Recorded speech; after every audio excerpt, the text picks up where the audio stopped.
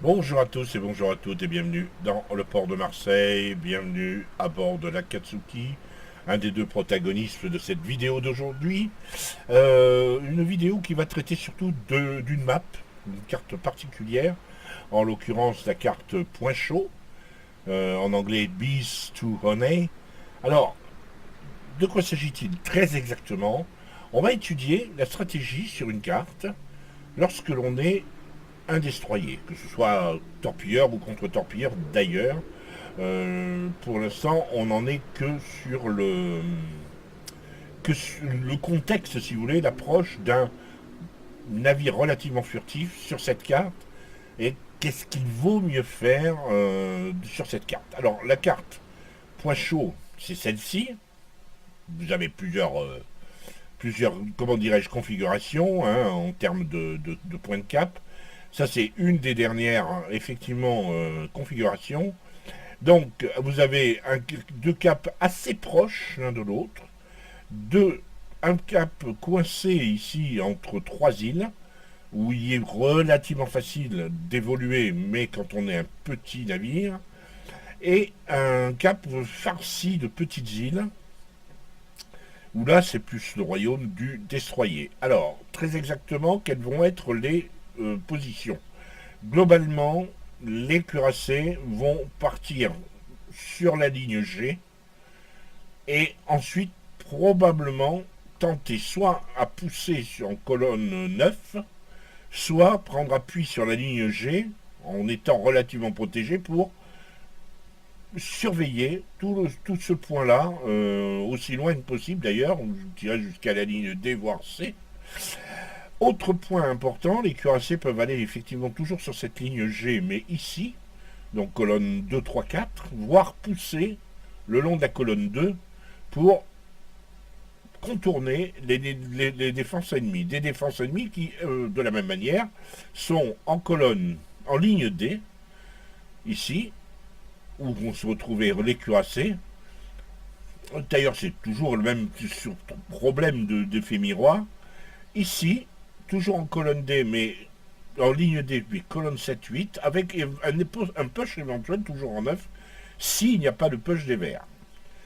Les croiseurs sont là en soutien, et c'est pratiquement le meilleur, comment dirais-je, la meilleure carte pour montrer cela. On ne voit pas les croiseurs, c'est très difficile d'être croiseur sans accompagner les cuirassés sur cette carte.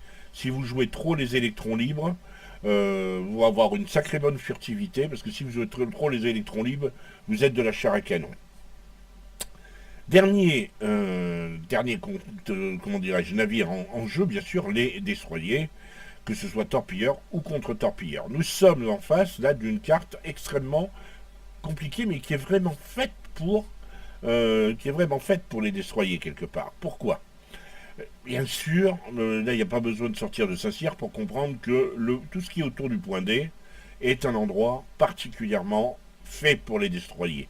Ils peuvent évoluer à grande vitesse, poser des smokes, éventuellement pour un push de leurs alliés, aller harceler des ennemis en se faufilant entre les îles, c'est tout à fait possible. Deuxième point, contourner A, aller chercher A, sortir de A pour aller vers le centre ou contourner pour aller en ligne G. Troisième point, enfin, pour les destroyers, le centre. Et là, l'erreur que généralement, on va dire 8 joueurs de destroyers sur 10 commettent, c'est de repousser au centre. Il faut bien considérer qu'en face, vous avez aussi des destroyers qui pourront pousser au centre et qui s'approchent du centre. Donc si vous vous approchez trop et que vous dépassez en quelque sorte, vous passez en dessous de la ligne E, que je figure ici avec mon curseur, vous allez être vu et forcément vous allez vous faire déboîter parce que considérez que tous les canons en début de partie sont tournés vers cette direction. Et de la même manière, au nord, on regarde, si vous venez du point vert et que vous allez trop vers le centre, vous serez vu, spoté forcément. La petite île là ne sert strictement à rien en début de partie en cachette. Parce qu'il y a trop d'angles possibles pour être... et vous, si vous êtes spoté, vous êtes détruit, vous êtes ruiné complètement. Donc, théoriquement, meilleure stratégie pour un destroyer, c'est, quand on est dans le camp vert, c'est de ne pas aller au-dessus de la ligne F, quand on est au centre, c'est de pousser et d'aider à poser des smokes pour la prise de A, et éventuellement, bien sûr, faire du spot. C'est, de la même manière, poser, avancer, essayer de prendre le cap, vous serez soutenu forcément par vos alliés. Et idem de l'autre côté. Restent les fameuses colonnes 2 et 9. Quand on est destroyé, je ne conseille pas forcément de les utiliser, sauf si vous travaillez éventuellement en groupe, et vous êtes en division avec un cuirassé, vous pouvez éventuellement poser des smokes à la sortie de l'île, et ensuite aller tout en bord pour faire du spot, et de manière à ce que votre allié puisse tirer sur les ennemis. Mais globalement, on voit souvent des destroyers remonter la colonne 1 pour venir ensuite taper dans le dos des ennemis. C'est une stratégie qui peut marcher, mais elle va marcher une fois sur 3 ou une fois sur 4, ou voire une fois sur 5. Hein. Donc, là, on revoit la position initiale des Verts sur l'ancienne, elle y est toujours, hein, configuration quand il y a 3 points de cap, là c'est avec les 4 points. Considérez que là, d'ailleurs, on verra la deuxième partie qu'on verra, ce sera précisément sensiblement cette configuration, sauf qu'il n'y a pas les A et D de mémoire. Ce sera à capture de base directement, mais les points A et D n'existeront pas, mais les deux bases rouges et vertes sont très rapprochées et se font face, ce qui est très original, ce qui rend la carte extrêmement nerveuse. Hein, initialement, les points étaient un peu plus décalés, donc il y avait un peu plus de temps de venir se placer, de venir tout chercher un endroit stratégique avant de pouvoir tirer. Là, ça rend les deux équipes extrêmement nerveuses et les caps extrêmement tentants. Il y a toujours un ou deux impatients qui essayent de les rusher le cap ennemi. Ça se passe pas forcément bien. Alors, là, on est en Akatsuki, mais on va partir pour commencer en Z23. Donc si vous n'avez pas votre écran, c'est que je ne l'ai pas encore débloqué. Ça ne saurait tarder, je suis assez proche, mais comme j'ai aussi le Kagero à acheter, donc voilà quoi. Le Kagero arrivera probablement avant le Z23. Donc là, on va voir Polon en Z23. Ensuite, on verra l'Akatsuki en œuvre sur cette carte. A tout de suite en bataille.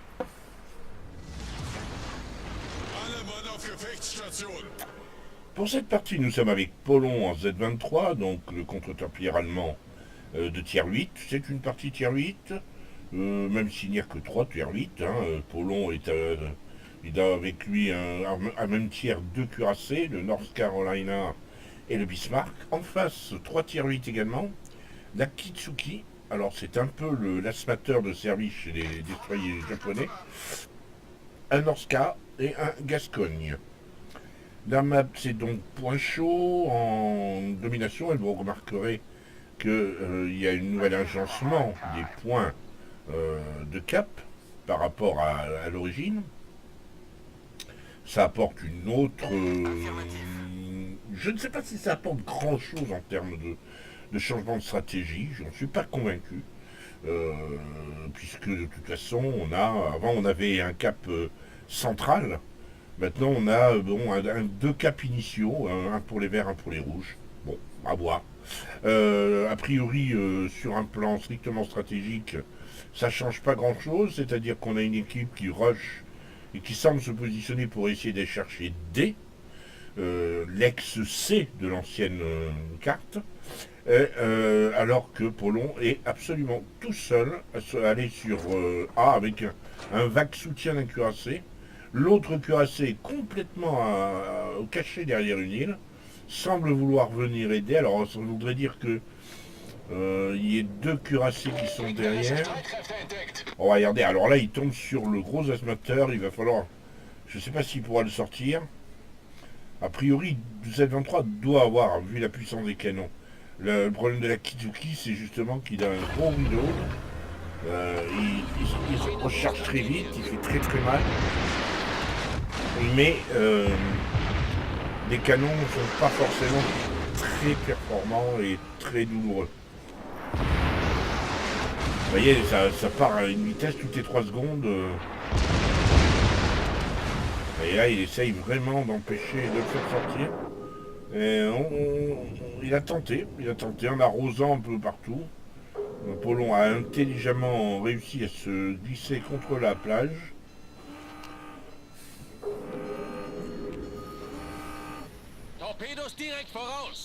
Donc là, il torpille de Kizuki, de Gervas. Alors la Kizuki de mémoire, c'est le...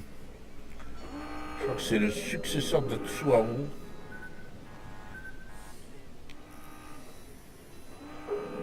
En fait, c'est la branche Gunboat. C'est la branche Gunboat. En même tiers, c'est le Kagero de l'autre côté, le côté torpilleur. Et là, Apollon prend petit à petit position sur... c'est intelligemment fait ce qu'il fait là. Parce qu'il prend position et il vient chercher la Kizuki quand même. Hein. Il sait que la Kizuki va être obligée de sortir de là. Et là, il oblige à sortir. Enfin, un intéressant moment de chasse. Et la Kizuki avait effectivement, n'a pas perdu son sang-froid. Il recule, ça va pas passer. Oh si, il perd son sang-froid. Oh là là. Et il en prend une. Le problème des torpilles allemandes, c'est qu'elles font pas très mal. Seulement une torpille à 9005. C'est dommage, il aurait vraiment dû sortir.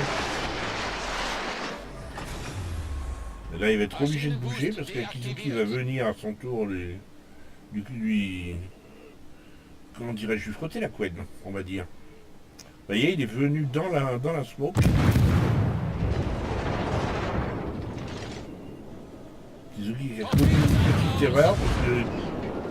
Ah oui, il est tombé, il est regardez la vitesse. Voilà, le lion a sorti à Kizuki, le charmant a sorti le lion. Mais on vous avait vu la vitesse du Renault de la Kizuki, hein. C'est assez énorme. Et en plus, derrière la Kizuki, il y avait un Atlanta. Donc rien que ça. Et il repère les radars. Là, il va se faire débuter.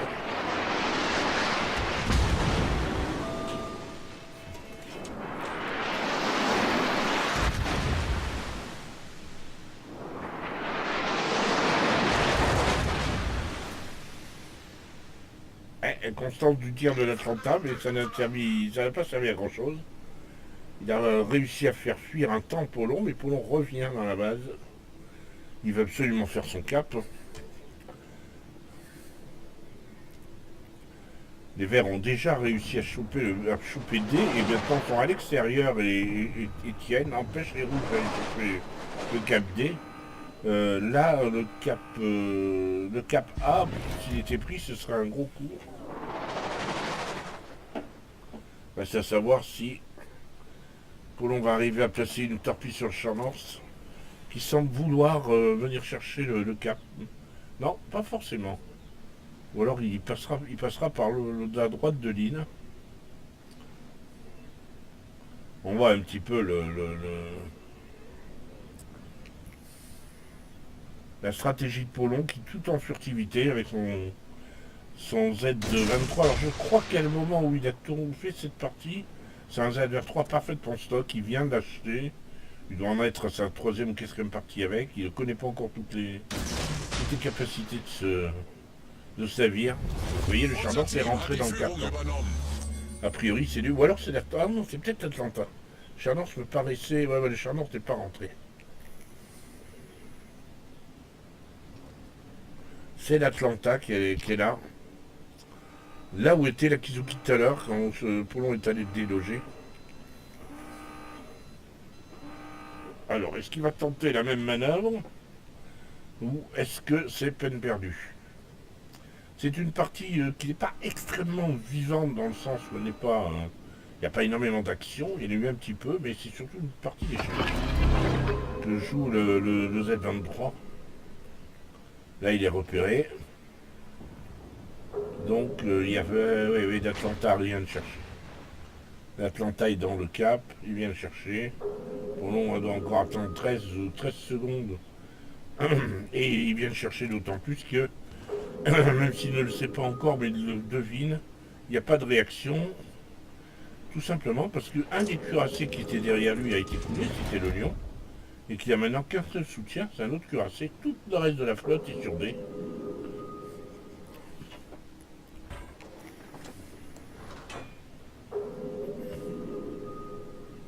L'Atlanta a fait son rôle d'anti-DD. Ce que je regrette, c'est que le cuirassé ne cherche pas se soit focalisé sur le champ North et ne se focalise pas sur l'Atlanta. Pas de travail de groupe, c'est dommage.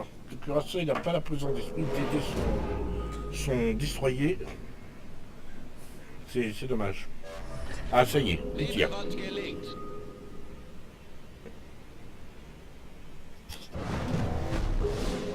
Mais voilà, parce que le Charmant a attiré l'attention.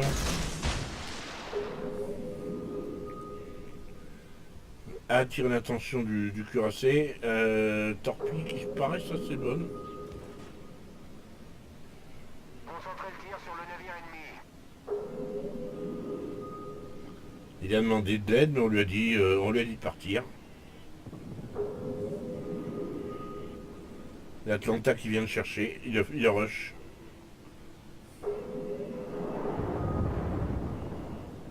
Et forcément, là, il se monte au cuirassé. Et il va le contourner. Il essaye d'aller chercher, de le courser. Le problème, c'est qu'en faisant ça, il court le risque de se faire voir par le cuirassé qui est dans tout au sud, un North Carolina. Enfin, un North Carolina qui est allé se percuter le bord de map. Au résultat, l'Atlanta est allé chercher le Z23 en courant le risque de se faire sortir par le cuirassé. Petite partie d'échecs amusante. Où Papy joue à court après moi que je t'attrape. Parce que là, tout simplement... Papy, Paulon, c'est Paulon, pas Papy. Tout simplement, maintenant, il s'agit d'aller chercher dans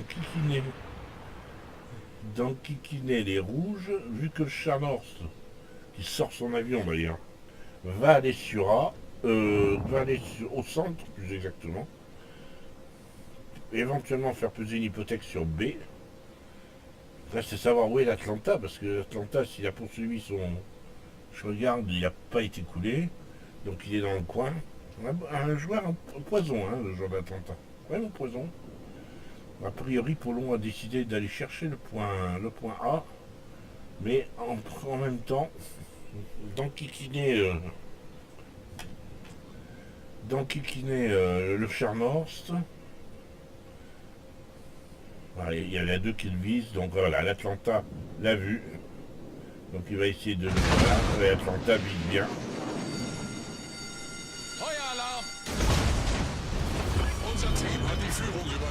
C'est partie intéressante parce que stratégiquement, il est en face de navires à gros reload comme l'Akizuki ou l'Atlanta. Et que on voit les limites. Hein. L'Apollon ne peut pas faire grand chose, il n'a aucun soutien. Et face à des navires qui ont un tel reload, et s'il ne fait pas gaffe, il va être repéré par le Normandie qui est en train de remonter vers lui là. Le problème, c'est que l'Atlanta a réussi à dodger son premier jet de torpille. Alors que fait l'Atlanta? Ben voilà, l'Atlanta. Malheureusement, il n'y a qu'une seule torpille qui est passée. Et ça m'étonnerait que celle-là, elle touche.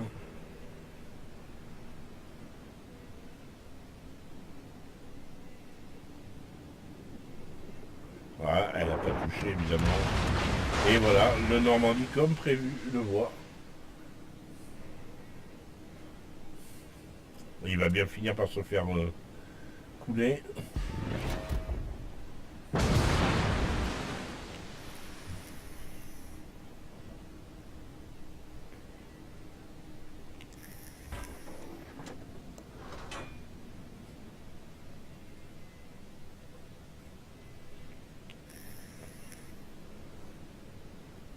Atlanta qui arrive, qui le poursuit, continue à lui tourner autour. C'est une vraie curiosité cette bataille, une vraie drôle. Et encore une fois, voilà, il perd de torpille, c'est dommage. Voilà. Ils avaient fait sortir. Il a quand même réussi à mettre de torpilles, mais les torpilles du Z-23, c'est une horreur. Je cours après ce navire pour l'avoir. Mais je suis en train de me dire que je suis pas de regret à avoir. Alors, ils sont en train de se congratuler. On lui a dit que le Z23, on dit au Z23, malgré sa défaite, ben, on lui dit qu'il a bien joué finalement. Donc, ben, bravo, GG à lui. Reste à savoir ce que va donner cette partie. Alors, est-ce que Papy a été. Papy qui complimente. Je pense qu'il complimente le joueur de l'Atlanta. Papy, Polon, qui complimente le joueur de l'Atlanta. Polon est un joueur extrêmement fair-play. Et il n'éprouve pas de colère après avoir été coulé ou coulé dans ces circonstances-là où il y a vraiment un vrai jeu de chat et de souris. Et bon, quand il perd ce genre de jeu où il s'est bien amusé, et mais il n'hésite pas à congratuler celui qui l'a coulé, hein, c'est très bien. Donc, est-ce que Polon va aller voir d'autres adversaires? Parce que nous, on ne peut pas vraiment le faire. Hein, on peut pas, on n'a pas la main. Non, on peut pas. Donc, là, il explique qu'il met à l'Atlanta un +1. Bon, a priori, Polon ne va pas aller voir comment se déroulent les autres parties. On va passer sur une autre game, on a vu l'essentiel. Retour dans le port, sur ce qui aura probablement été une des batailles les plus, comment je vais dire, les moins efficaces en termes de dégâts que Polon m'a fourni, mais les plus intéressantes dans la mesure où effectivement on a vu un des aspects tactiques du jeu des DD dans cette carte sur un des points. Où il faut jouer. Si en l'occurrence, Apollon n'a pas eu de chance, il n'a pas eu de support pour aller caper ce point. Ça, c'est le premier manque de chance. Deuxième manque de chance, il est tombé sur deux gros asmateurs avec lesquels il ne pouvait pas rivaliser en termes de dégâts, l'Akizuki et l'Atlanta. Le Z23 est puissant, mais à partir du moment où il affronte un destroyer qui a à peu près le même reload. S'il a affronté un Akizuki qui a une cadence de tir comparable à Atlanta, et qui a donc un ratio d'incendie qui, tôt ou tard, va se déclencher, et après avoir fait des dégâts, Polon aurait probablement mis sa vie en danger bêtement pour rien à ce moment-là. Alors on va regarder les écrans de cette bataille, même si c'est par pure curiosité, c'est une victoire. 24 000 de dégâts, c'est vrai que c'est pas beaucoup en destroyer, j'en suis encore une fois conscient, il n'y a pas de souci là-dessus. Vous voyez qu'il finit à une médiocre 6ème place, mais il a fait son job, et il ne faut pas oublier encore une fois qu'il n'était pas aidé, puisqu'il n'y avait aucun support derrière lui. Il a tiré que 4 obus, ce qui n'est pas beaucoup. 3 torpilles, 24 000. Moi, je trouve qu'elles sont vraiment pas puissantes, ces torpilles. Vraiment pas. Mais par contre, il a tanké pour 986 000 de dégâts. Et le simple fait que les dégâts, grâce à sa détection, ne soient que de 8800, prouve qu'il n'y avait personne pour l'aider. Il n'y avait personne qui l'aidait réellement sur cette carte. Bon, c'est dommage. Bon, Polon ne pouvait pas faire grand-chose dans une partie. Mais le propos n'est pas de se plaindre de ses partenaires, le propos c'était de montrer comment un destroyer peut nous voyer sur cette partie de map, sur cette carte précise. Maintenant, on va passer à l'autre côté, et comment un destroyer peut tirer son épingle du jeu en passant de l'autre côté. A tout de suite en bataille.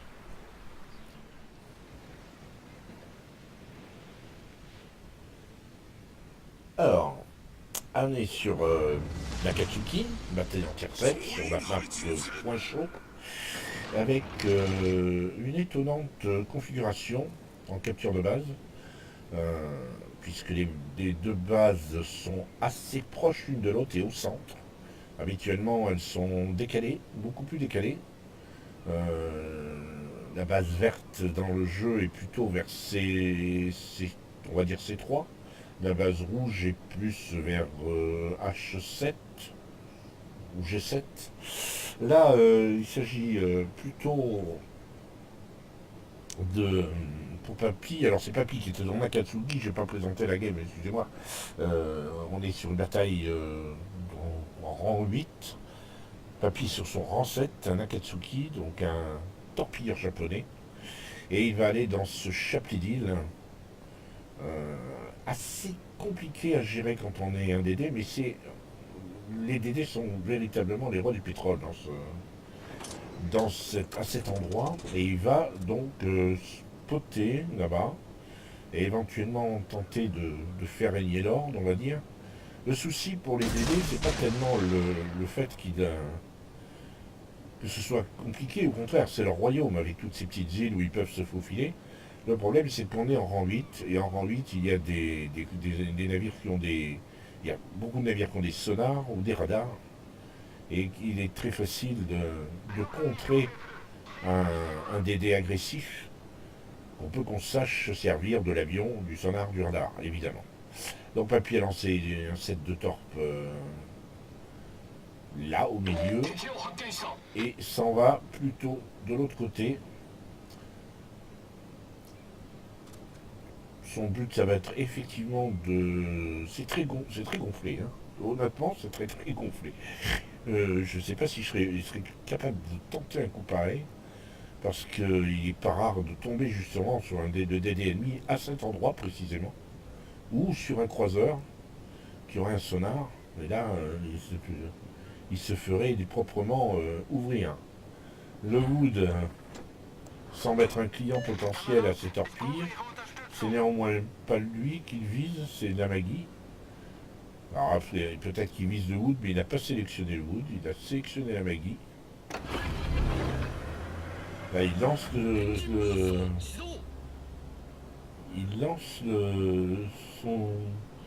son boost moteur. Il se contente de rester... Voilà, le MAS. Il se contente de rester furtif. Je regarde sa tactique, parce qu'il va aller torpiller le MAS dans son nuage de fumée. Parce que là, forcément, il est bien comme il est. Là. Il n'est pas vu. Le MAS dans son nuage de fumée ne peut pas le spotter. Et Papy vise... Voilà, c'est le Wood.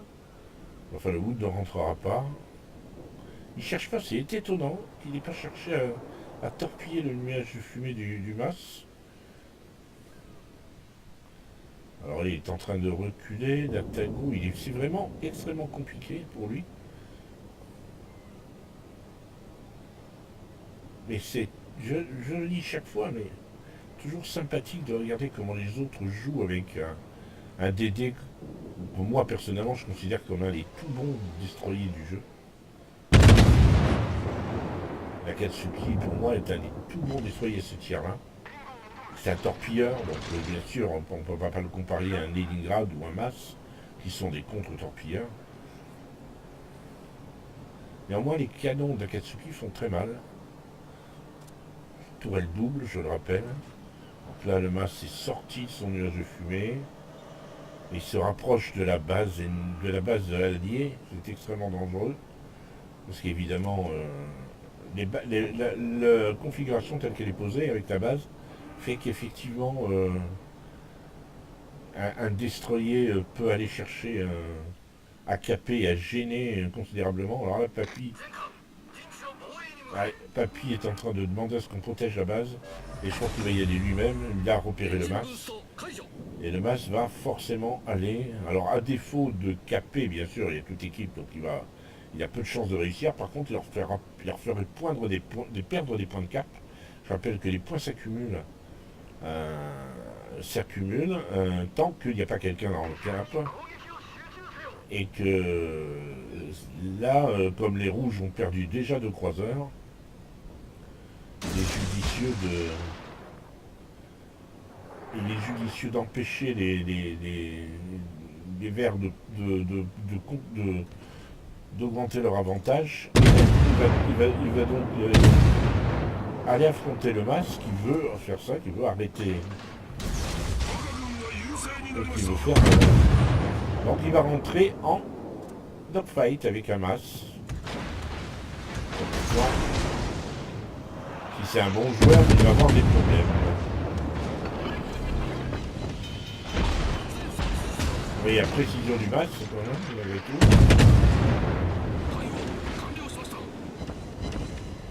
Parce que là, bien sûr, les points du Cap Vert de vous direz, ils ont 3 navires d'avance. Là, il a réussi à mettre une torpille au but sur le Hood. Parce que le Hood s'apprête aussi à rentrer dans le Cap. Et le Mas se bouge. Et ben voilà, une belle défense. Voilà ce qu'on appelle une belle défense de base et une frappe double.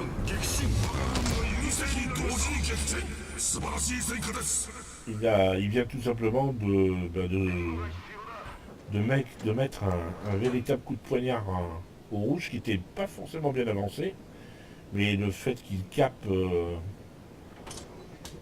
C'est une opération désespérée, c'est clair. Le fait que Papy réussit à les flinguer tous les deux sur une femme double rend cette action encore plus performante. Ne serait-ce que pour ça, cette vidéo valait le coup, ne serait-ce que pour cette action.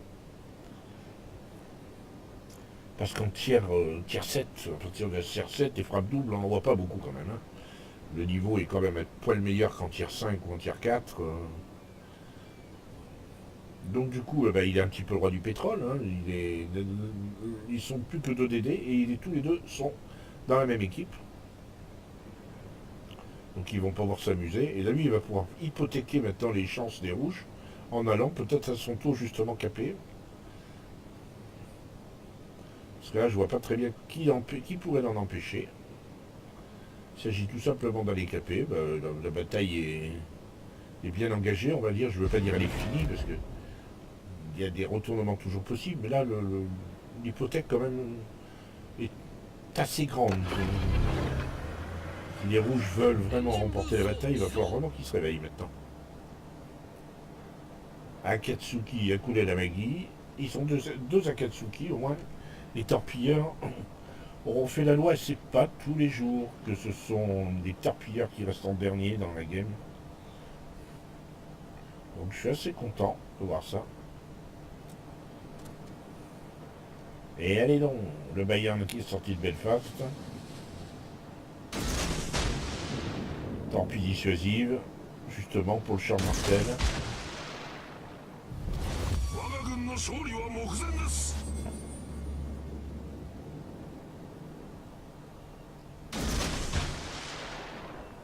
Mamutsu qui est en train de déchirer ses blessures et qui essaie de s'enfuir. Voilà, son dentier qui a réussi à faire tomber un avion. Le Charles Martel ne peut pas le spotter et en plus il est bien embêté, il n'y a plus qu'à s'enfuir. S'il va réussir une autre frappe, je ne crois pas. Hein.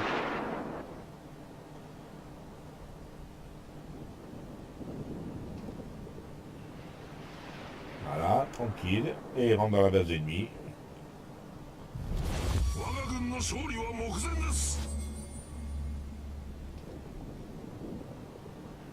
Charles Martel n'a même pas les canons tournés dans son sens, donc... Les torpilles sont pas passés si loin que ça, hein, du Charles Martel. Ils sont vraiment pas passés loin.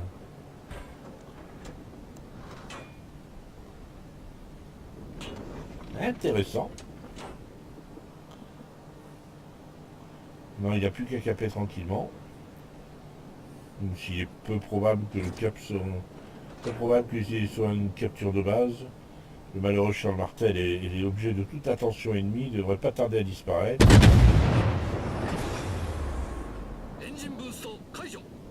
Allez, quelques dégâts de plus. Ah, raté. En plus, il va aller se cacher derrière lui. Le Charles Martel peut rien contre lui. Eh ben, il n'y a plus qu'à caper tranquillou.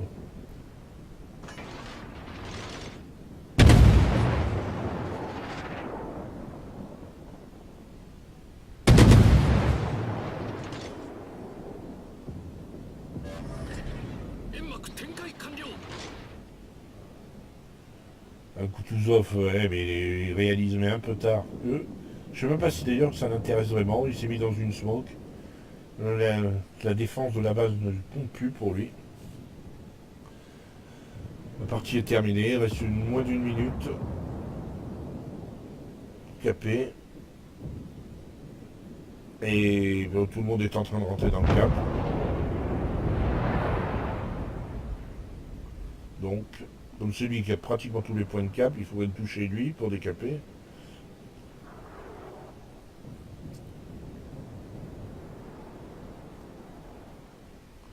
Donc, la partie est terminée. On va quand même la laisser par respect pour Papy et son boulot. Aller jusqu'au bout. Une partie où, encore une fois, les deux équipes ont été très déséquilibrées. Mais on va pas le reprocher à Papy, c'est pas de sa faute. Lui, il a fait son job. 10 secondes.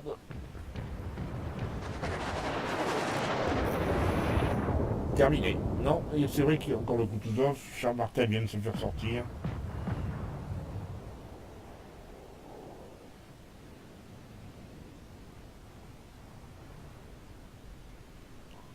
Voilà, on va regarder. Est-ce qu'on voit le Kutuzov, son nuage de fumée? Non.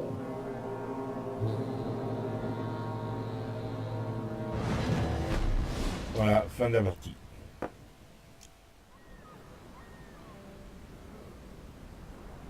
Allez, retour sur ce magnifique petit torpilleur japonais.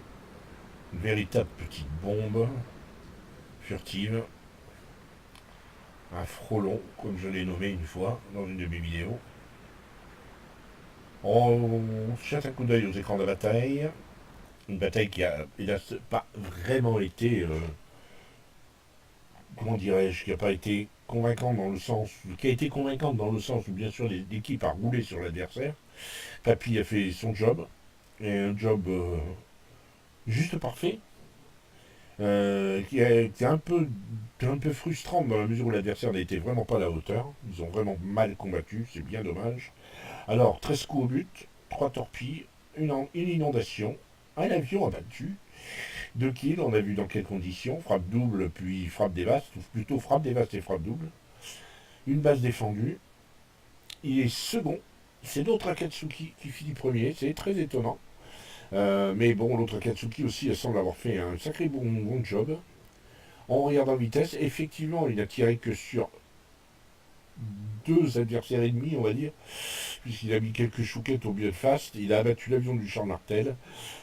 Pour le reste, c'est bien sûr contre le Hood et le Mas, ou chronologiquement contre le Mas et le Hood. Alors évidemment, dégâts potentiels 33 000, c'est un peu léger, mais c'est pas de sa faute, encore une fois. C'est vraiment pas de sa faute. 7 000 de dégâts à la batterie principale, 28 000 avec ses torpilles, pas d'inondation, c'est vite fait. Hein. Si la bataille a duré 12 minutes, il n'a pratiquement pas rencontré d'adversaire. Au départ, il ne lui fallait pas rencontrer d'adversaire, il fallait qu'il soit furtif.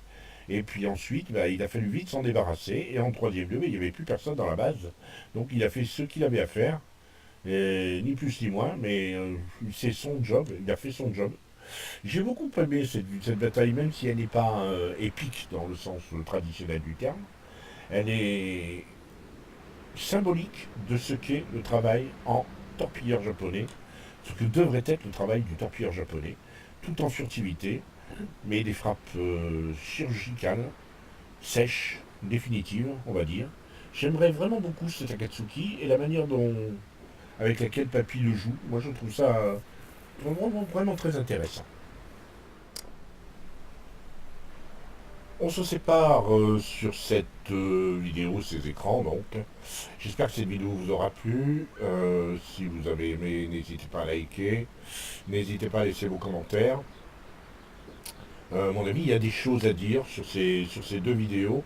Même si elles paraissent en apparence assez frustrantes dans le sens où il n'y a pas de kraken, où il n'y a pas d'exploit miraculeux, il y a une stratégie qui est mise en place par les deux commandants. Une stratégie pour perturber l'adversaire du côté de Polon et contester un cap en permanence.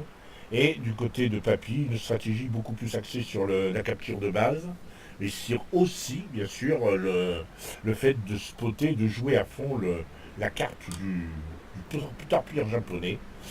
N'hésitez pas à liker, n'hésitez pas à commenter, et à très bientôt, si vous le voulez bien.